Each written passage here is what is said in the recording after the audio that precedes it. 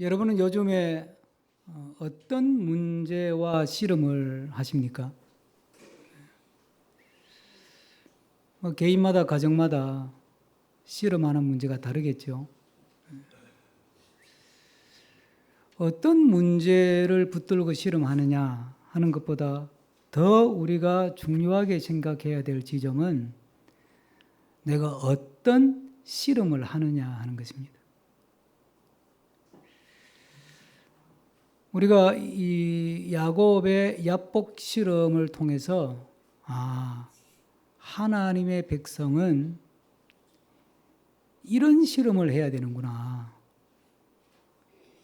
어떤 문제와 씨름하는 것이 아니라 이런 씨름을 해야 되는구나 하는 것을 이제 보게 되는 거지. 사실 이게 기도 시간이 길지 않거든요. 야곱의 야복 기도는. 날이 새어갈 때 어떤 알지 못하는 존재가 나타나서 씨름을 해가지고 동이 틀 때 끝났으니까 기도 시간으로 본다면 우리나라 새벽 기도 시간에 시작해가지고 동 틀 때 끝난 거니까. 그래서 우리가 이 야곱의 야복 씨름을 기도로 비유하는 것은 제가 볼 때는 본문이 담고 있는 풍성한 의미를 너무 제한적으로 이해하고 축소시킨다는 그런 게 아닌가 하는 생각을 해요. 씨름은 이꼴 기도다. 틀린 말은 아닌데 그렇게 단순하지 않아요. 우리가 성경을 읽을 때 가끔 제가 우리 교우들에게 강조하는 게 자세히 읽어야 합니다. 그냥 워낙 유명한 본문은 그런 뜻일 거야 그러고 퉁치고 넘어가면 진짜 중요한 걸 놓치는 거예요. 그리고 전통적으로 그렇게 이해했으니까 그렇게 그러고 넘어가면 그게 맞을 수도 있고 틀릴 수도 있는 거예요. 근데 성경을 우리가 이해하고 해석한다는 것은 그렇게 단순하지 않습니다. 전문적인 교육을 신학에서 받아도 어려운데 얼마나 힘들겠어요? 제일 좋은 거는 성경이 성경을 해석하는 건데 그러려면 그만큼 성경에 대한 풍부한 지식이 있어야 되고 성경 본문도 입체적으로 볼 수 있는 훈련이 돼야 되는 거예요. 단순하게 한 줄 푹 읽고 그냥 단어 하나 붙들고 이거다 그러면 그게 이제 이단들이 하는 아주 못된 행태거든요. 그건 정말 조심해야 돼요. 오늘 이 야복 강해에서 야곱이 가졌던 이 씨름을 함께 묵상하면서 야곱이 어떤 씨름을 했나. 나는 앞으로 사는 게 씨름하며 사는 거라는데 어떤 씨름을 해야 되나, 어떻게 씨름을 해야 되나 하는 것에 대해서 좀 감을 잡고 야곱과 같은 씨름을 하고 야곱과 같은 그런 응답을 받으면서 살아가는 우리 모두가 되기를 소망합니다. 야곱이 씨름을 시작할 때 이제 24절에 보면 어떤 사람이 등장을 해요. 근데 이 어떤 사람이 누구냐 하는 거예요. 성경은 밝히지 않아요. 쉽게 하나님 그러는데 하나님이라고 밝힌 적이 없어요. 그러니까 또 성경을 해석하는 입장에서는 그럼 어떤 사람 그랬으니까 하나님의 사자들인가? 또는 육신의 몸을 입고 성육신 하시기 전의 상태인 하나님의 아들이신 성자 하나님이신 예수님인가? 이렇게 해석하는 해석도 있어요. 근데 해석이죠. 근데 야곱 입장에서 여러분 한번 생각해 보세요. 자, 혼자 남았는데 다 재산 떠나보내고 가족 다 보내고 이제 워낙 지금 이게 이 문제가 심각하니까 막다른 골목에서 혼자 그냥 홀로 단신으로 남아가지고 끙끙 앓고 있는 거 아니에요, 지금 이거 어떡하나 고민하는데 어떤 사람이 찾아온 거예요. 그래서 막 어째 뒤엉켜서 씨름을 하게 된 거예요. 그러면 야곱 입장에서는 제일 먼저 누가 떠올랐을까요? 그렇죠. 지금 머릿속에 꽉 차 있는 게 형인데 복수에 지금 심에 불타가지고 이를 갈고 400명의 군사를 지금 거느리고 오고 있다는 에서가 제일 머리에 꽉 차 있는데 갑자기 누가 확 나타나가 씨름을 거니까 이거 형인가? 당연히 야곱 입장에서는 그 생각부터 먼저 나죠. 그런데 막 씨름을 하는 과정에서 형이 아닌 것 같다는 건 밝혀지는 거죠.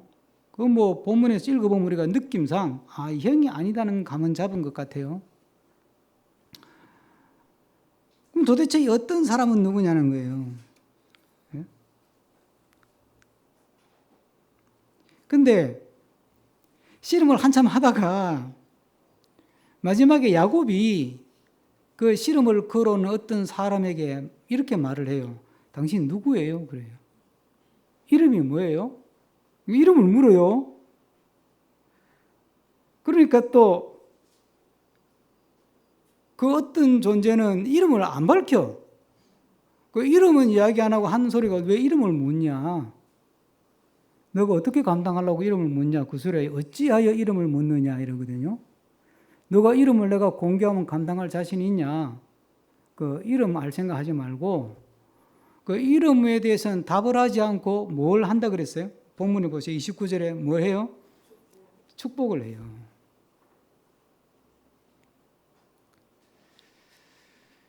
근데 그 앞에 뭐라 그랬냐면 이제 막 씨름을 하다가 야곱이 워낙 끈질기게 물고 늘어지니까 이길 수 없을 것 같아가지고 이 말은 야곱이 워낙 끈질기니까 그러니까 알았다 그러면 알았다. 나를 제발 좀 놓아달라. 그러니까 못 놓아줍니다 이거야. 당신이 나한테 축복을 해야 내가 놓아준다. 그러니까 이 대목에서 형 에서가 아니라는 것은 감은 잡은 거죠. 그러니까 뭔가 강한 존재인데 내가 이 존재의 복을 받아야 살 것 같다. 어렴풋이 누군지는 감이 오겠죠. 근데 그때도 또 그 어떤 사람이 야곱에게 달라는 복은 안 줘요. 안 주고 뭘 물어요? 너 이름이 뭐냐? 또 이렇게 물어요. 근데 존재를 밝혀라 이 말이잖아요. 너의 본질을 밝혀라 이 말인데, 자 그러면 여기서 의문이 하나 생기잖아요. 당연히 성경을 그냥 쭉 문맥을 따라 읽어 넘어가는 사람이라면 그러면 야곱은 씨름하는 상대가 누구인지도 모르고 지금 씨름한 거예요. 씨름이 기도라면 내가 누구한테 기도하는지도 모르고 지금 기도하고 있는 거예요. 말이 안 되는 상황이에요. 그런데 야곱이 모르지 않아요. 자, 본문의 이해를 돕기 위해서 32장 9절, 10절, 11절, 12절인데 이걸 다 읽으면 좀 기니까 제가 한번 빠르게 한번 넘어가 보겠습니다. 자, 9절. 야곱이 또 이제 지금 어떤 대목이냐면 형이 이제 복수하러 온다는 소식을 듣고 겁을 바짝 먹어요. 그 7절에 심히 두렵고 답답하여 그렇게 이야기해요. 그리고 나서 9절에 이제 하는 말이에요. 야곱이 또 이르되 내 조부 아브라함의 하나님 내 아버지 이삭의 하나님 여호와여 주께서 전에 내게 명하시기를 내 고향 내 족속에게로 돌아가라. 내가 너에게 은혜를 베풀리라 하셨나이다. 이게 언제예요? 전에. 20년 전에. 외삼촌 집으로 도망갈 때 베델에서. 그 말이죠. 근데 이제 그 사이에 하나님이 은혜를 줘가지고 내가 재산이 2배로 늘었습니다. 막 그게 10절이고요. 11절 다 같이 읽습니다. 내가 주께 간구하오니 내 형의 손에서 에서의 손에서 나를 건져내시옵소서. 내가 그를 두려워하면 그가 와서 나와 내 처자를 칠까 겁이 나기 때문입니다. 자기 심정을 토로해요. 그리고 12절에 뭐라 그러냐면 주께서 말씀하시기를 내가 반드시 너에게 은혜를 베풀리라 너의 씨로 바다에 셀 수 없는 모래와 같이 많게 하리라 하셨나이다. 언제요? 이것도 20년 전에 외삼촌 집에 도망갈 때 베델에서 하나님이 하신 약속이에요. 그러니까 야곱이 하나님을 알아요, 몰라요? 아는 거예요. 그런데 왜 이름을 물어요? 성경은 이 대목을 통해서 우리에게 뭘 이야기하는 거예요?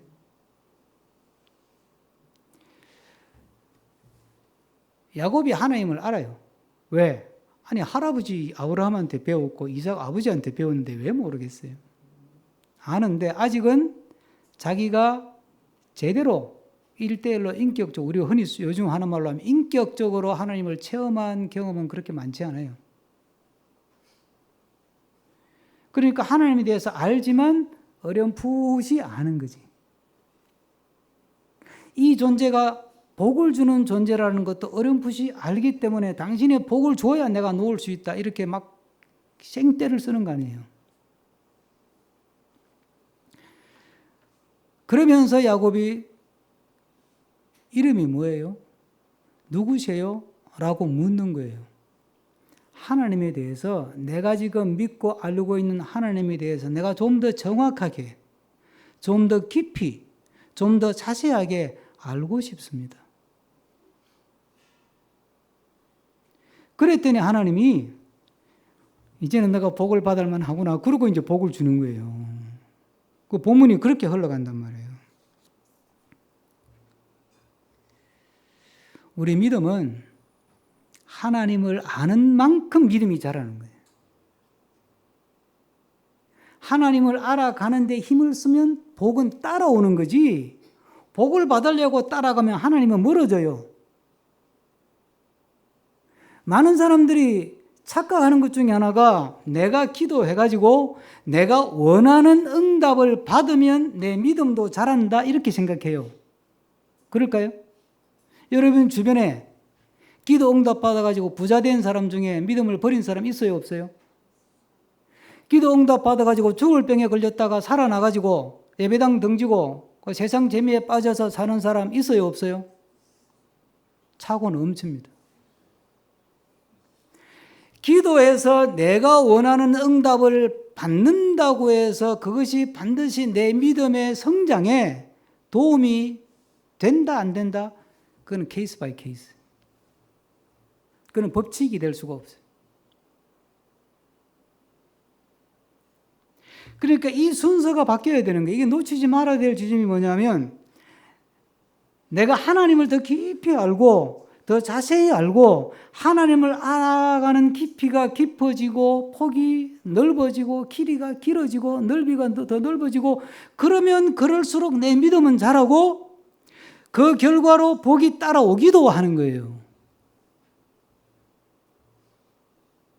그런데 우리는 하나님을 더 아는 데 관심이 있는 게 아니라 하나님 주머니에서 흘러나오는, 돈 주머니에서 돈이 흘러나오고 건강의 주머니에서 건강이 흘러나오고 출세의 주머니에서 출세가 흘러나오는, 거기에 눈이 꽂혀 있는 거예요. 그러니까 열심히 기도하는데 믿음이 안 자라는 거예요. 하나님을 알아가는 지식이 더 자라지를 않는 거예요.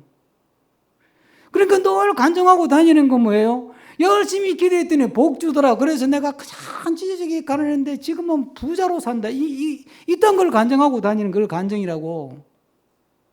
그럼 또 그 못 받은 사람은 부러워가지고, 와, 나도 좀처럼 복 받았으면 좋겠다, 이러고 또 헛발질을 하는 거예요. 그러면서 100년 보내가지고 한국교회가 지금 이 모양 된 거예요. 여러분, 예수님이 뭐라 그랬습니까? 너희는 먼저 그의 나라와 그의 의를 구하라. 그리하면 이 모든 것은 덤으로 준다. add to, 더해 준다는 말이에요. 이거는 본류가 아니라는 거죠. 본류는 뭐예요? 너가 나를 알기 위해서, 하나님을 알기 위해서, 주님을 알기 위해서 정말 그걸 먼저 우선순위를 두고 거기에 초점을 맞추고 씨름을 해라. 성경을 공부하든지 예배를 드리든지 기도를 하든지 성도의 교제를 나누든지, 하나님이 나에게 어떤 존재인가, 도대체 하나님의 사랑의 깊이는 얼마나 깊은 것이고 하나님의 사랑의 넓이는 얼마나 넓은 것인가, 그걸 알려고 거기에 집중하라는 거예요. 그래서 사도 바울의 에베소서에서 너희 모든 성도와 함께 지식에 넘치는 그리스도의 사랑을 알아. 그 넓이와 깊이와 길이와 높이와 깊이가 어떠함을 깨달아. 하나님의 모든 충만하신 것으로 너희에게 충만하게 하시기를 구하노라. 정확하게 지적하잖아요. 우리는 하나님이 충만하게 채워주시는 복보따리에 관심이 있지 하나님을 아는 데는 별 관심이 없는 거예요. 여러분은 그동안 믿음 생활하면서 잘 믿어보려고 실험을 했을 텐데 기도도 많이 하고 기도 응답 받는 데 초점을 뒀다면 헛발질한 거예요. 진정한 기도의 응답은 하나님에 대해서 바로 알고 자세히 알고 깊이 알고 넓게 알고 높이 알고 그 하나님의 사랑의 길이를 아는 거예요. 그것을 알아가는데 집중해 가면 믿음은 저절로 성장하는 것이고, 네? 그리고 복은 하나님의 주권에 따라 따라오는 거예요. 그게. 그래서 기독교 영성의 초점이 뭐예요? 복 받는 게 아니에요. 하나님을 알아가는 거예요. 하나님을 알아가는 지식. 우리의 믿음 생활에서 우리가 하는 씨름이 복 받는 데 초점을 둔 씨름이 아니라 하나님을 알아가는데 하나님의 사랑을 알아가고 사랑의 높이와 깊이와 넓이와 길이를 알아가는데 초점을 맞추고 거기에 집중하면서 영적 씨름을 해나갈 때 우리의 믿음은 결과적으로 나도 모르게 믿음이 자라는 것이고 그리고 하나님의 복은 따라오는 것임을 체험하며 살아가는 우리가 되기를 축복합니다.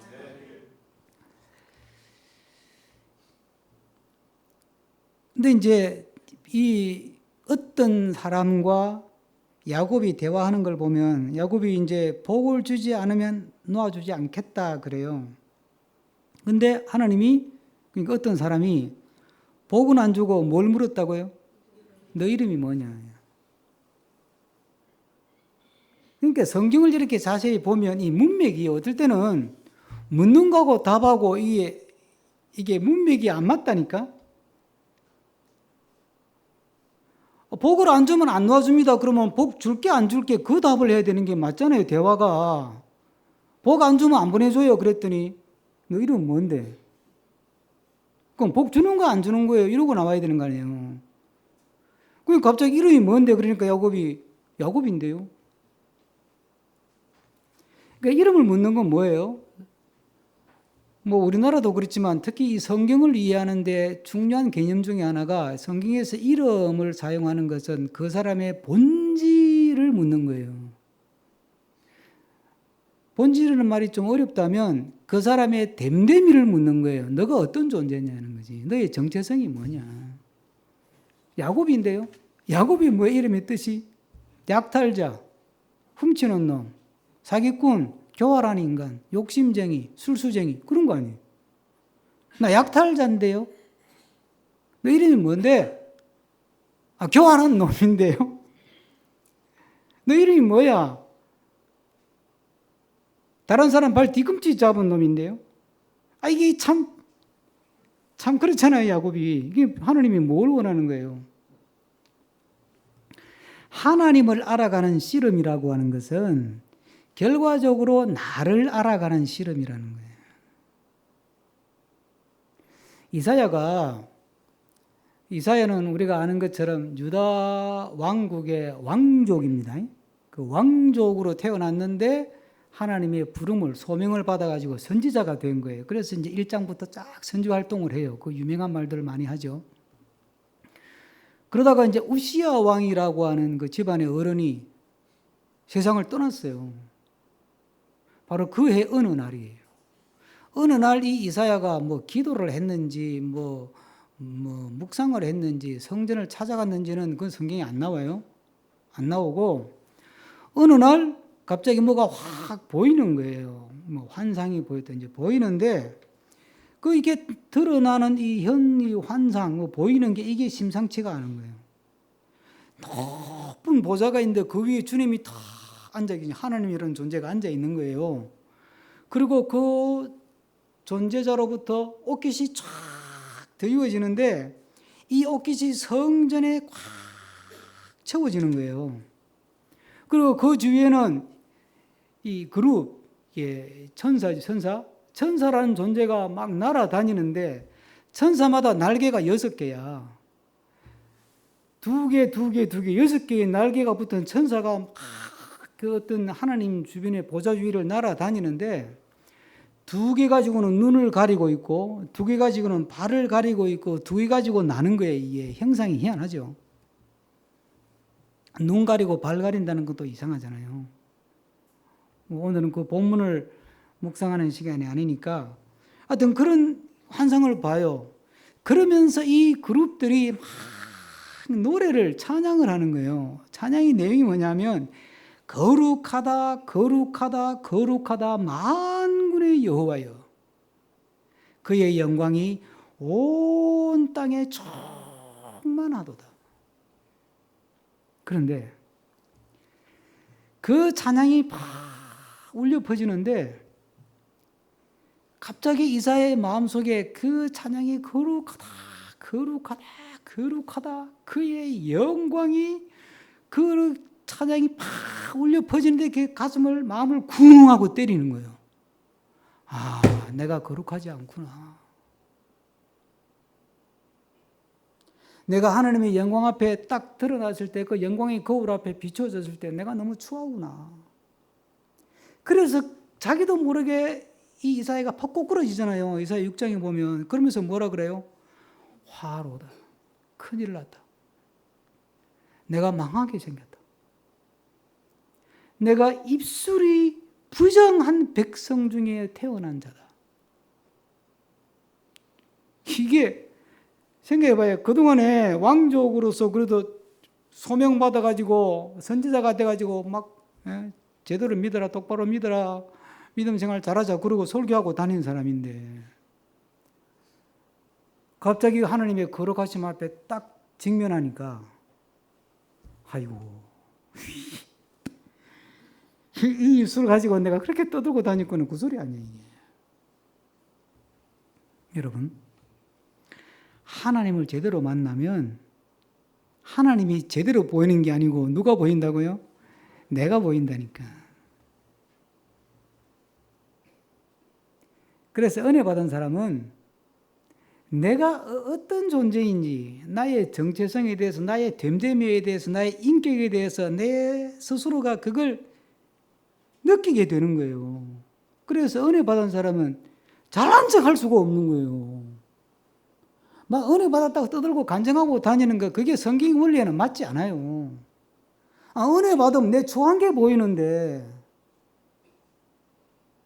은혜 받으면 내 더러운 게 보이고, 하나님 만나면 내 악한 게 보이고, 내 못난 게 보이고, 내 허물이 드러나는데, 그 앞에서 내가 무너지고, 그 앞에서 내가 깨어지고, 그 앞에서 내가 좌절하는 게 은혜인데, 뭐고 간증하고 돌아다녔겠어요, 그게. 그게 이상한 거지. 이상하게 기독교가 흘러가는 거지.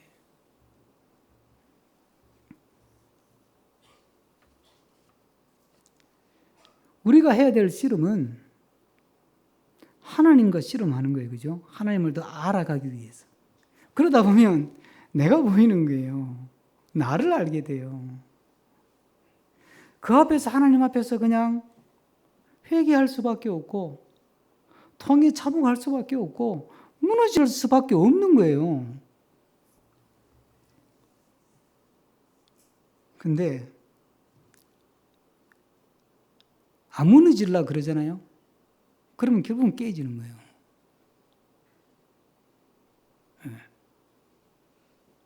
사탄은 반대로 역사하거든요.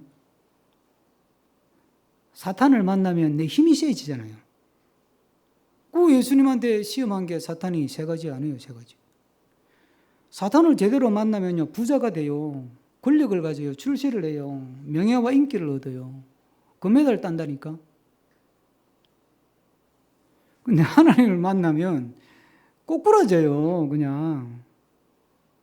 내가 꼬꾸라지면서 꼬꾸라진 내 무너진 모습 속에서 하나님을 향한 영광의 꽃이 쫙 피어오르는 거예요. 그게 은혜의 생활이고, 그게 믿음 생활이고, 그게 우리가 힘써야 될 영적 씨름이라는 거예요. 그래서 하나님이 주신 은혜는 나를 확장시키고 확대시키는 게 아니라니까요. 하나님 앞에서 내가 낮아지고 하나님 앞에서 내가 작아질 때 내 안에 하나님의 역사가 커지고 내 안에 하나님의 영광이 높게 드러나게 되는 줄로 믿습니다. 근데 여러분, 하나님이 야곱에게 너가 이겼다 이렇게 이제 최종 판결을 내리잖아요. 그래서 이스라엘 하나님과 겨루어 이겼다는 이름을 줘요. 근데 여러분, 야곱이 진짜 하나님을 이겼습니까? 자, 둘이 씨름을 했어요. 절름발이는 누가 됐어요? 절름발이는 야곱이 됐어요. 유대 사회에서 절름발이는 장애인은 저주받은 자라고 생각했어요. 이 시간 이후로 야곱은 평생 죽을 때까지 절름발이로 살았어요. 오죽해서 본문 말씀 그대로 이스라엘 백성들이 야곱의 그 환대뼈 허벅지 안쪽 그 뼈 아니에요? 그쪽 힘줄 고기는 안 먹을 정도로, 쳐다보기도 싫을 정도로, 저것만 생각하면 야곱이 절름발이 생각나니까. 아니, 절름발이가 된 거는 야곱인데 어떻게 야곱이 이겼다고 말할 수 있어요? 더 결정적인 거는, 그러고 나서 이제 이 본문의 마무리가 뭐냐면, 야곱이 이제 하나님의 축복을 받고 나서 그 야복강 변 이름을 뭐라고 짓죠? 브니엘, 하나님의 얼굴이라고 지어요. 그러면서 이름을 지은 의미를 부여하는데 그 설명 우리가 한번 읽어볼 필요가 있어요. 자, 30절 다 같이 한번 읽어봅니다. 그러므로 야곱이 그곳 이름을 브니엘이라 하였으니 그가 이르기를 내가 하나님과 대면하여 보았으나 내 생명이 보전되었다 합니다. 이게 무슨 뜻이에요? 내가 하나님하고 대면했는데 이분이 결국은 하나님이구나. 에? 그런데 내가 하나님하고 대면해가지고 씨름까지 했는데 죽었다 안 죽었다? 안 죽었다. 그럼 누가 이긴 거예요? 야곱이 이긴 거예요. 안 죽었으니까 이긴 거죠. 그 안 죽인 건 누구예요? 하나님이잖아. 그럼 누가 이긴 거예요? 그럼 성경을 다시 써야지. 그런데 왜 야곱이 거기서 하나님을 이겼다 이런 선언을 들었는데도 불구하고 그 땅 이름을, 기도했던 자리 이름을 하나님을 이긴 곳 이렇게 이름을 붙이지 않고 하나님의 얼굴, 하나님과 대면한 곳 이렇게 이름을 붙였을까요? 이겼지만 이긴 게 아니라는 뜻이지. 그러면 결국은 야곱의 생명을 보존해 준 건 하나님 아니에요. 그럼 하나님이 진 겁니까? 져준 겁니까? 져준 거지. 하나님이 봐준 거죠. 영적인 씨름, 야곱이 했던 씨름은 하나님을 꺾는 게 아니에요. 우리는 기도가 성경을 예수님 하신 말씀 중에 천국은 침노하는 자가 빼앗는다 이런 구절을 이상하게 해석해가지고 아따는 하나님하고 붙어가지고 하나님을 꺾어야 된다고 생각하는데 그렇게 가면 곤란하죠. 그럼 생각해 보시다. 하나님이 왜 야곱에게 져 주었을까요? 힘이 없어서? 아니에요. 그게 그 이유가 어디 있는 우리가 조금 전에 읽었던 게 있잖아요. 32장 9절부터 12절 그 사이에 야곱이 야복강으로 가기 전에 하나님 앞에 먼저 내밀었던 게 뭐예요? 20년 전에 했던 약속, 언약의 말씀이라는 카드를 딱 내밀었잖아. 하셨나이다. 20년 전에 저한테 이렇게 약속하셨나이다. 나는 그 약속 아직도 붙들고 있습니다. 그리고 이제 야복강에 혼자 남았는데 어떤 존재가 와서 어떤 사람이 와서 씨름을 하다 보니까 그분이 하나님이야. 그러면 이 씨름은 결국 누가 이길 수밖에 없는 씨름이에요? 아니요. 야곱이 이길 수밖에 없는 씨름이지. 왜? 하나님의 약속 오음을 붙들고 씨름을 시작했으니까. 내가 너에게 복을 준다. 너가 다시 고향으로 돌아가라. 내가 너에게 복을 준다. 고향으로 돌아가라. 내가 너의 후손을 바다에 모래같이 많게 해주겠다. 약속하셨잖아. 하나님으로부터 20년 전에 약속 어음을 받았잖아요. 그 카드를 어음을 딱 내밀고 싸움이 붙은 거예요. 씨름이 붙은 거 아니에요. 많은 분들이 이 본문을 해석하면서 이것도 참 좀 조심스러운데 설교하기가 야곱이 막 하나님이 내가 너를 이길 수 없다고 할 정도로 막 끈질기게 지극정성으로 막 열심히 간절하게 막 목 놓아 부르짖고 밤새워 부르짖고 금식하며 부르짖어 가지고 지성이면 감천이라 하나님이 손들었다. 이렇게 이 성경을 해석에 넘어가면 그러면 하나님은 우리에게 지성이면 감천을 요구하는 거예요. 그러면 하나님 은혜는 무슨 의미가 있어요? 약속의 말씀은 왜 필요해요?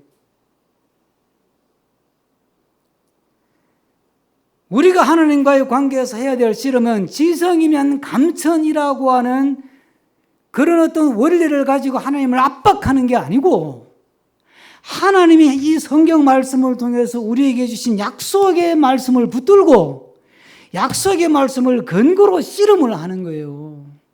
그러니까 우리 씨름은 이길 수밖에 없죠.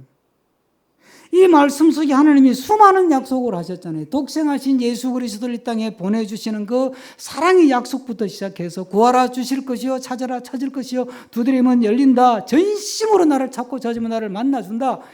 이런 약속들로 그냥 뭐 도배가 되다시피 창세기부터 계시록까지 하나님의 수많은 약속들이 우리 안에 이 말씀 안에 있잖아요.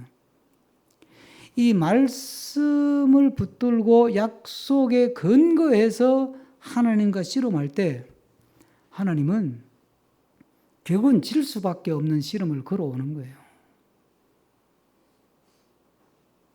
이게 우리가 하나님과 해야 될 씨름이에요.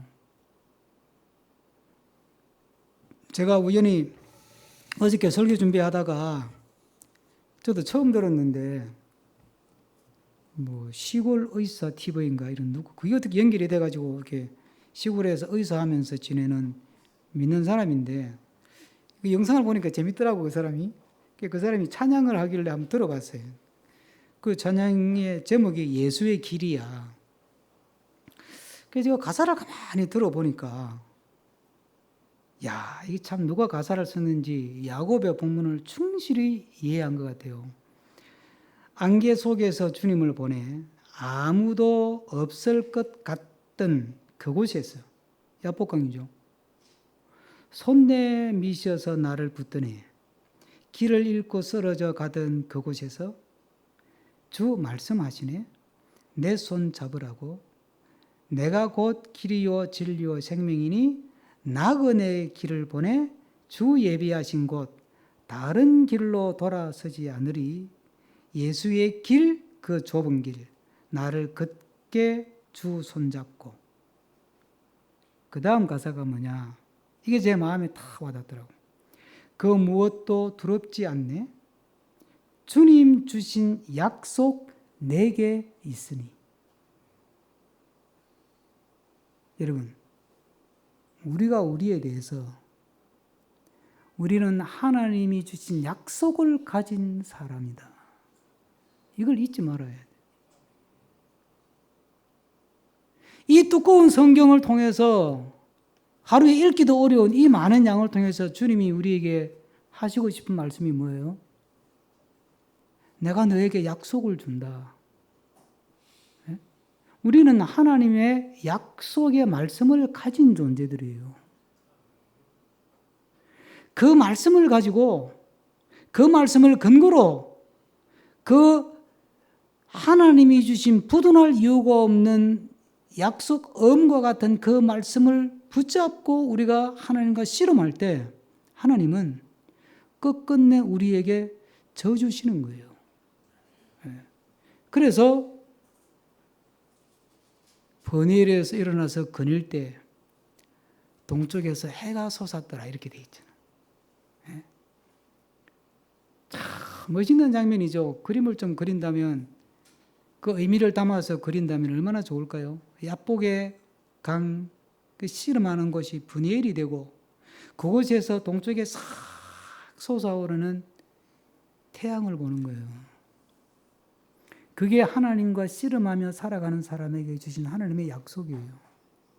야곱에게 솟아오르는 해를 보게 하신 것처럼 우리 또한 씨름의 현장에서 하나님을 더 알기를 원하고 그 안에서 나를 더 발견하면서 나 자신을 바로 하나님 앞에서 자리매김해 갈 때 하나님께서 우리에게 주신 약속의 말씀을 붙들고 기도하고 씨름하고 예배하고 다가오는 우리들을 향해 일어나라. 저 동쪽에서 솟아오르는 태양을 보라.